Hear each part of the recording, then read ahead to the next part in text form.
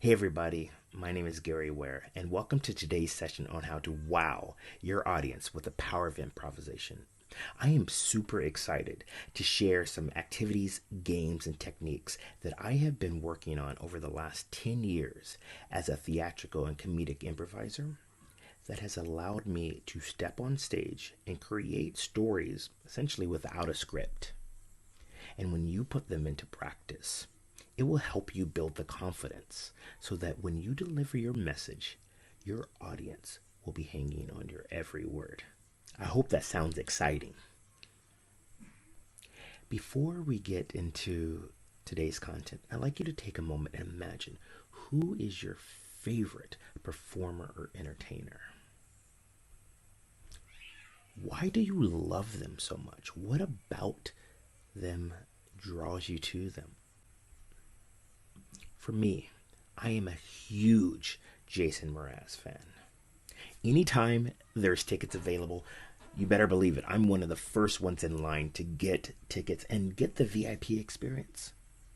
Because from the moment Jason steps on stage to the moment he takes that last bow, I am mesmerized. I'm on the edge of my seat with excitement.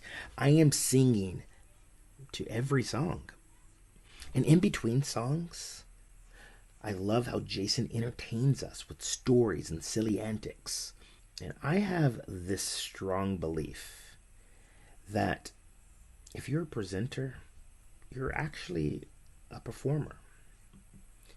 It doesn't matter if you're in the boardroom, on the stage, or behind a camera like this. If you have the ability to entertain and delight, you're going to captivate your audience. Because let's get real. The audience, they want you. They want your real personality, quirks and all. Because if they just wanted the raw material, they would have asked you to email you the slide deck or point them to the place on your blog where they can find this information. Let's be honest. The majority of the content out there is quite boring. Don't you agree? And if you have the ability to transform yourself from a presenter to a performer, that is going to give you the advantage that you need to leapfrog the competition. And I am excited to show you the secrets on how you can do that. Now, I'll let you on a little disclaimer. This is going to be an interactive session.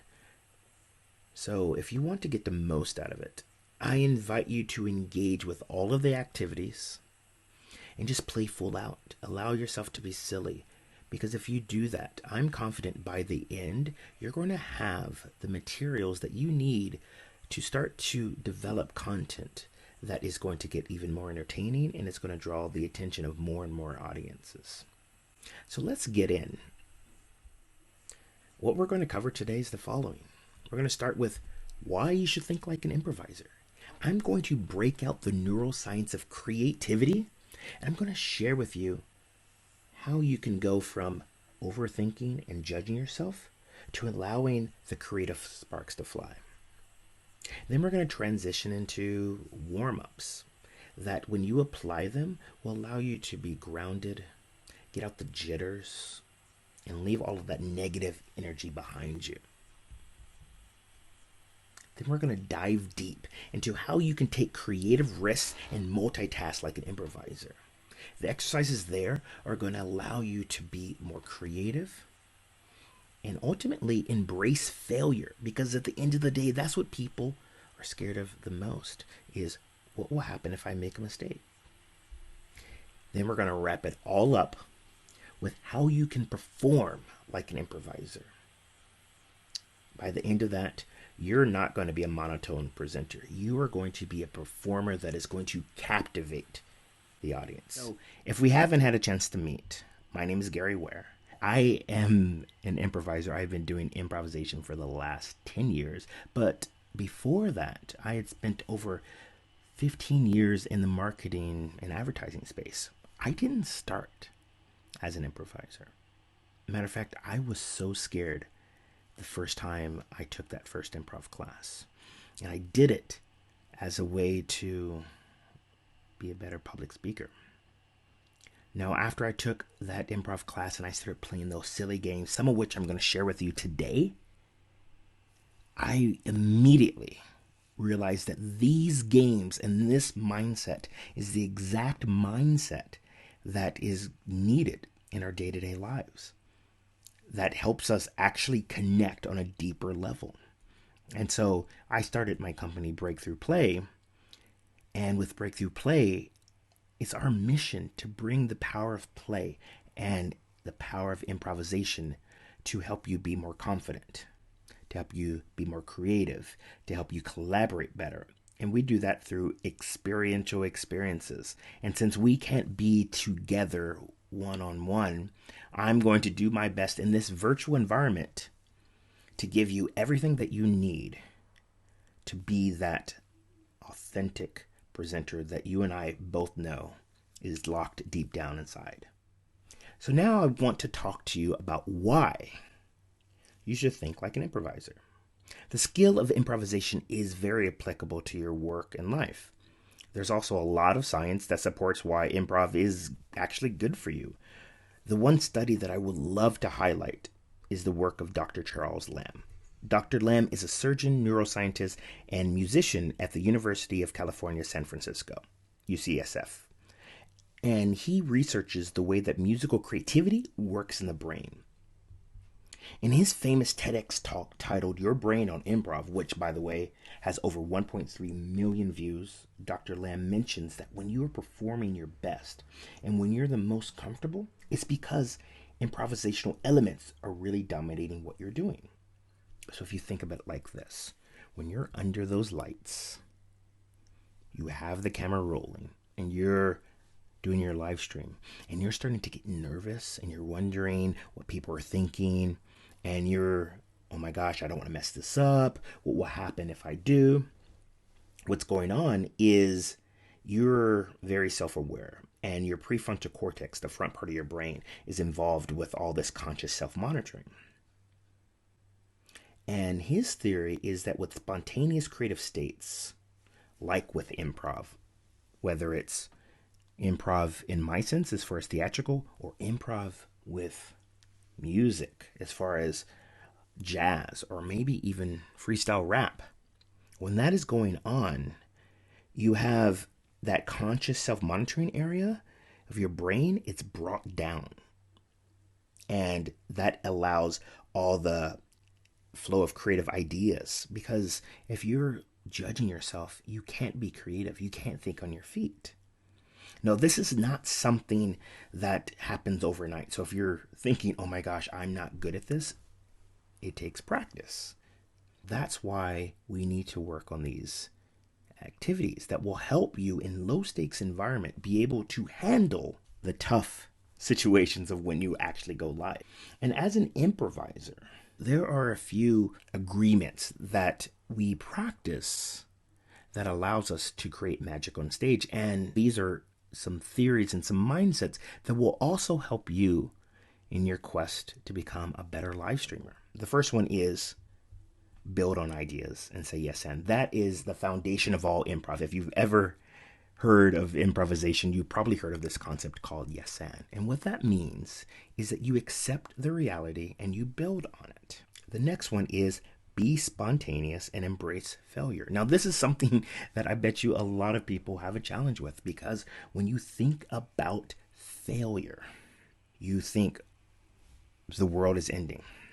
When we get into the third area of this talk, I'm going to give you some activities that are going to help rewire your brain so that you're going to be more likely to deal with mistakes as they happen. Because when you're doing live performances, whether it's in front of a camera or on stage, something unexpected is going to show up. The next one is make others look and feel good. We have this belief that it's all about how can you make your partner look amazing. That allows us to get out of our head and focus on serving. And as someone who wants to be a master at live streaming, that should be your mantra. How can I make my audience look good? It's not about you. It's about you delivering your message in a way that is allowing them to connect with you. And last but not least, this is a challenge for a lot of adults, but it's all about playing the game and having fun. Because yes, your topic may be serious. However, you don't have to take yourself so seriously. When you give yourself permission to play, that's when the magic happens. I have a mentor. Her name is Gwen Gordon, and she is an advocate for play. And Gwen always said that when we play, we catch a glimpse of our unbounded true nature. What that means, if you truly want to connect with your audience, you have to see the live stream as a playground. Now that we know why it's important to think like an improviser, I'm going to teach you how to warm up like an improviser. So if I were to tell you that I was about to run a half marathon without stretching or doing any sort of warm up, you honestly would look at me like I was wacky. Like, why would you do that, Gary? That makes no sense whatsoever. However, in our day-to-day lives, we engage our brain and our voice. These are muscles without warming up. And as an improviser, before we take the stage, we warm ourselves up so that we are prepared. If I were to tell you that I was about to run a half marathon without stretching or doing any sort of warm up, you would look at me like I was wacky. That makes no sense whatsoever.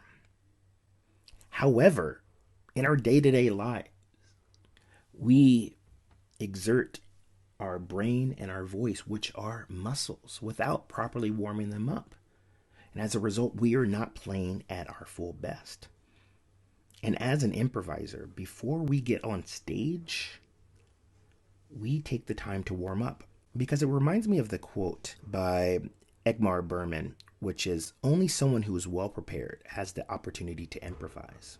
Typically, when you go into a meeting or a presentation and you don't give yourself a chance to warm up, you're bringing with you all the baggage that came before it. That's why it's important to warm up. So what I'm going to do today is take you through two of the actual exercises that I do on a day-to-day basis that allows me to be grounded and allows me to get all of that nervous energy out and send it in a positive direction.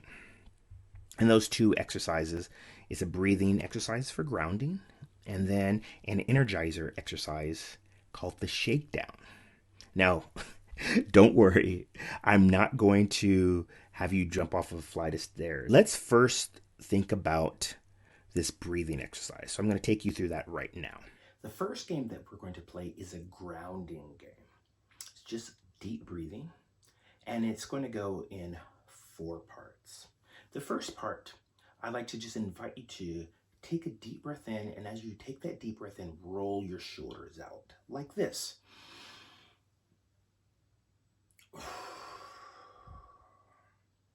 And when you roll your shoulders back, it opens up your chest, which allows you to breathe deeper. It also sends out the signal to your brain and to your audience that you're open, confident, and here. That's very important, especially when you're on camera. Now for part 2, what I'd like to invite you to do is, as you take the deep breath in, raise your hands above your head, and when you breathe out, sigh with a happy sigh, like this. Now for the next part, just same as before, deep breath in, hands above your head, and when you sigh out, sigh as a grumpy sigh to let go of any frustrations and whatever baggage that you may have that may interfere with your performance. So like this.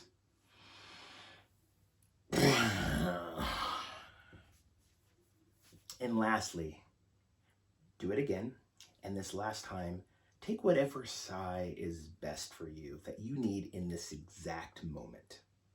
Like this.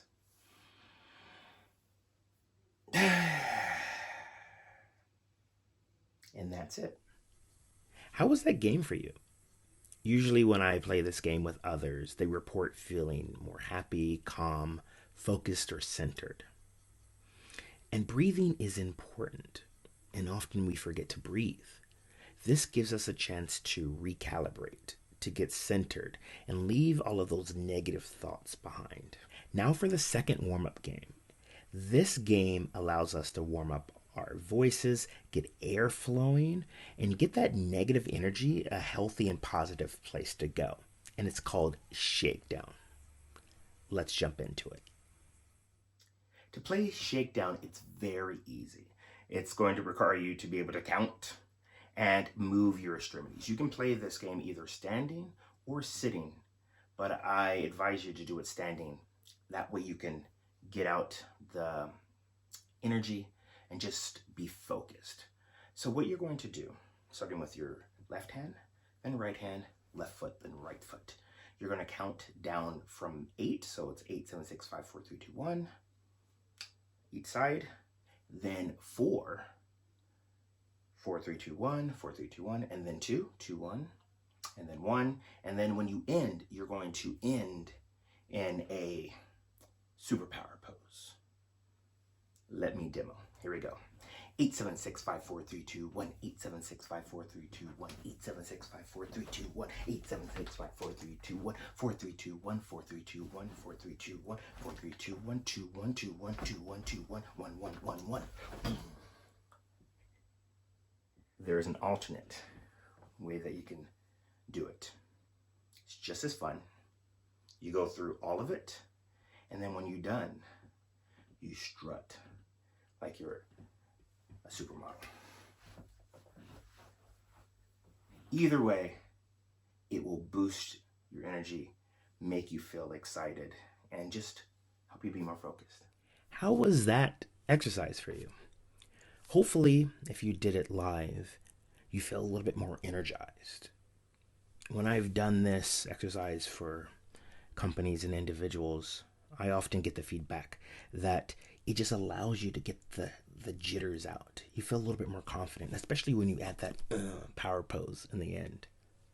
Now that you're properly warmed up, I like to take the time to go over how you can take creative risks and multitask like an improviser. In the world of improvisation, we have absolutely no idea what we're doing and what's going to happen next.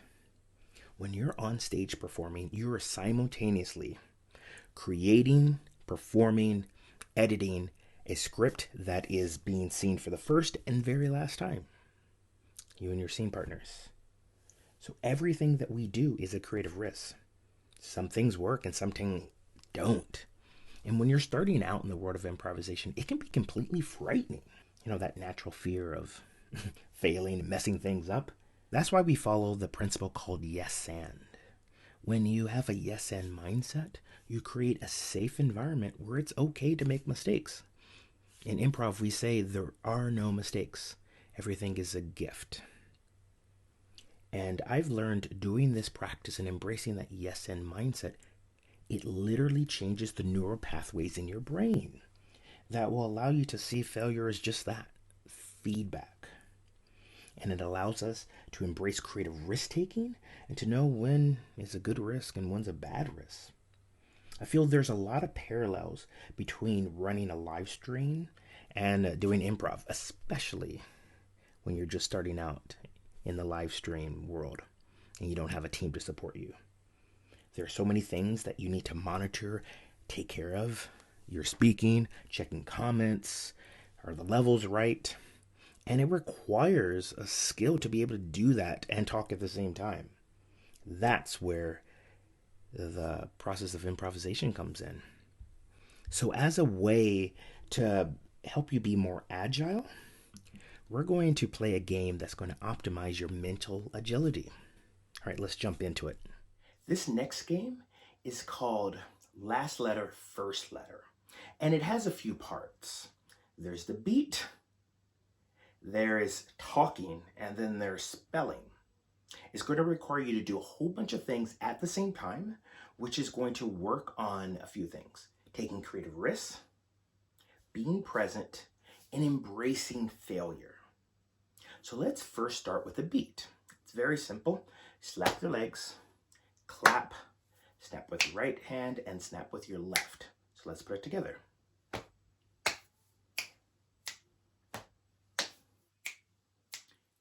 Once you have the beat, the next thing that you're going to do is when you get to the left snap, you're going to say a word.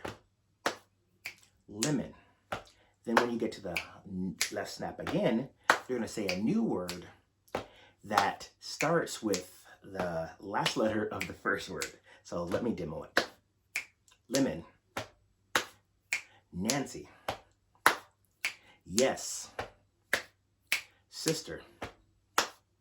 Rhino. That's it.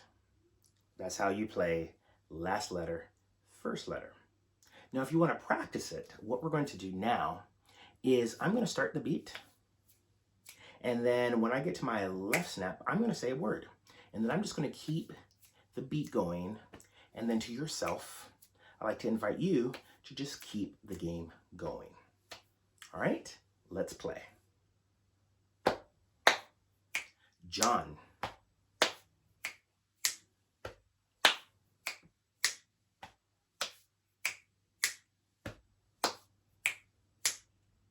And that is last letter, first letter. I hope you enjoyed playing that game. If you made a mistake, no worries. The goal here is to be confident, and it's just helping you work on different things at the same time, being able to multitask. And you'll find that this will come in handy as you really step into the world of live stream. Now that you have skills to help you multitask and take creative risks, and you have the ability to warm yourself up so that you're nice and loose and grounded, we're going to jump in to the last section, which is how can you present like an improviser. One of the things I love about the world of improvisation, it allows me to be silly. It gives me a safe space to play around with and just do things that I wouldn't normally do in the real world. And I find that by doing that, it allows me to be more authentically me. And so what we're going to do next is going to play a really fun and wacky game called Levels, or it's also known as Potpourri Replay. And this game is going to allow you to take maybe something that you're working on in presentation, something that you've talked over and over again, and tweak it. Let's jump into the game. This next game is called Potpourri Replay or Levels. It's a really silly game that allows you to explore different ways of doing your presentation. This will give you the ability to work your different muscles, your voice muscles, your expression muscles, and you may find that one of the ways that you do your presentation might sound pretty good. And then naturally you'll want to incorporate that. So that's just a low stakes, fun way of playing around with your presentation. So how it goes is you need to think of something that you say over and over again. So maybe you're practicing part of your talk, so you want to do part of your talk. For me, for this version, I'm going to say the words to the song Happy Birthday. So the first time you just do it plain and simple. And then the next times, I like to invite you to play around with a few things. First category is voice. Maybe you might want it to sound like a pirate, arr, or someone who is very proper. The next area is emotion. You can go super excited, or maybe it's just someone who is low energy. And then the last area that I invite you to play around with is pace. Maybe you want to talk very fast and very energetic, like you're a used car salesman. Or maybe you want to take it very slow. Those are your three areas. And I invite you to just make a list of the different types of voices, different types of emotions, different speeds. And with speed, you might want to play around with different speeds as you're going through the same talk, just to see how it feels. Then play the game. So I'm going to demo it. First, I'm going to do Happy Birthday normal, and then I'm going to play around with a few different types. All right, here we go. Happy birthday to you. Happy birthday to you. Happy birthday, dear friend. Happy birthday to you. Okay, I'm going to play around with voice. So I'm going to play around with the first voice that I can think of is someone that is very snake-like. Happy birthday to you. Happy birthday to you. Happy birthday, dear friend. Happy birthday to you. The next one, I'm going to play around with emotion. So for this one, I'm going to do it a little bit different. So I'm going to start at the very beginning as a way of just being very like sort of non-interested. And by the end, I'm going to be super interested. And let's just see how it starts. Happy birthday to you. Happy birthday to you. Happy birthday, dear friend. Happy birthday to you. And that is the game Potpourri Replay or Levels. How was that game for you? I know the very first time I played it, it felt kind of silly. But like most things, especially in the world of improv, silly is a good thing. And it will help you just develop your most authentic voice. So we're at time now. And I hope that you found this valuable and allow this to change your perspective on how improv can really help you take your live stream from something that is just a presentation to a performance that your audience is going to be waiting for day in and day out. Now, I had more material than I had time to present, so I have a bonus for you. I'm going to include 2 more games that will allow you to level up your storytelling so that you can connect with your audience on a deeper level, have more empathy with them, and really get to the heart of what's important for them. You can follow the links to find that, and I love to hear what you think. Thank you again for joining me on this journey of learning how improvisation can help you wow your audience. If you have any questions, feel free to hit me up on all the socials at Gary Ware, or you can check out my website, breakthroughplay.com. Take care. See you next time.